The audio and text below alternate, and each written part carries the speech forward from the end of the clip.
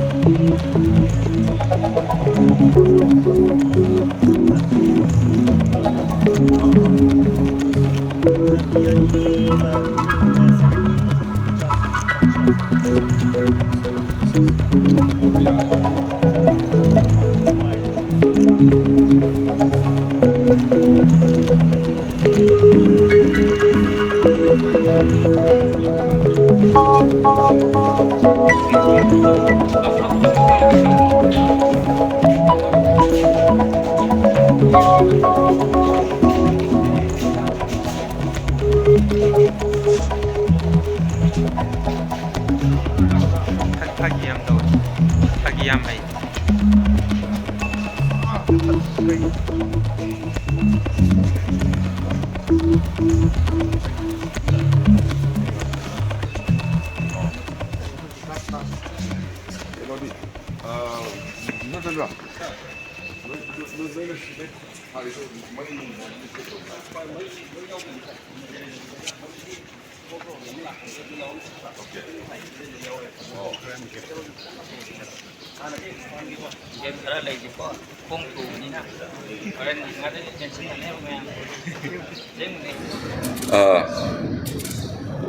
IDP leni meyam si mafam chana chana hanjin gina ba hona bada khwaida gi maru ina darkar resi community ani gi marak lari ba trust thajana da potuni samna IDP gi singi association haitai apun ba ai toy bunai so moisun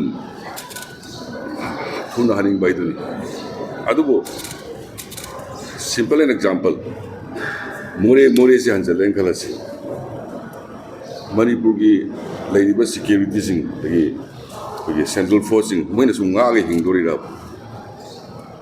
just I should noina ingonda hangbai nai chuma abda hangjage sunga ga sibaina nga ga hingba yagadra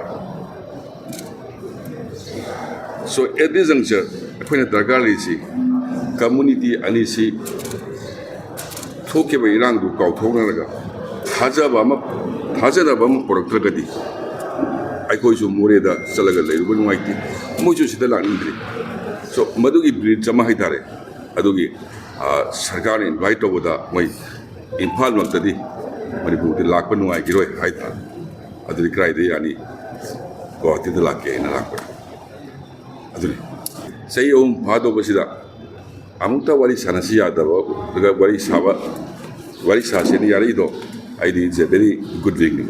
Project 26 ne first one ko aduga any group I shrida or komi kangu sinaw yam tu kaw wali sai I di ngasigi no misi ngasigi matam si kari ko makala matagi confront na ba yaba matam nati tasengna thamoi singna santi purok si haragadi taugiba thokiba mayama just forgive and forgiveness. Kautong nadragadi. Simple example. Bungo si muri dine. So IDP sing yum sangi haidi. Nagsanga galay bungang madraba. The answer is no. So we need forgive and forgiveness.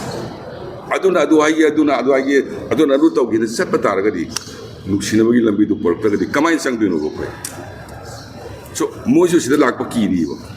Ako ju set pa kiri ba. Thajanaba leitri ba. So aige thongjatu thajanaba porpagi yanan ba bris. Bharat ki Pradhan Mantri na Parliament da Bharat ki Pradhan Mantri na Parliament da Manipur kai ba yar hai ba poni. Do ai da ai apkan nei na tali. Honestly go. Adi Bharat ki Pradhan Mantri na Manipur kai roye Manipur intake we na leini hai ra photo da adu ai stage da wari sab dai no ai te na khali.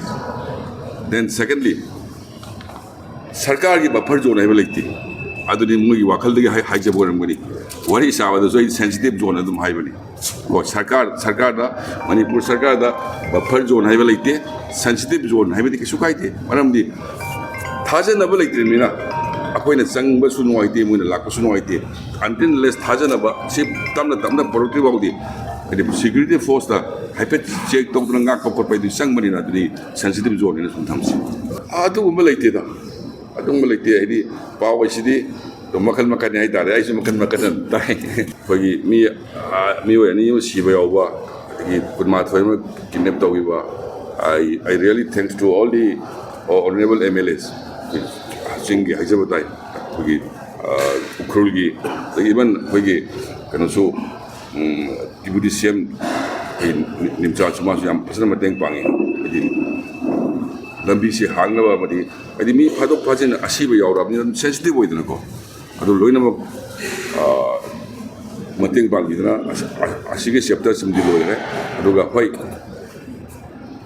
bagi nongoi pai basi sing jaga ta sukhara dum leira ma aduna already security briefing hana tawre jaga adi both side kamni ba jaga ani mak masi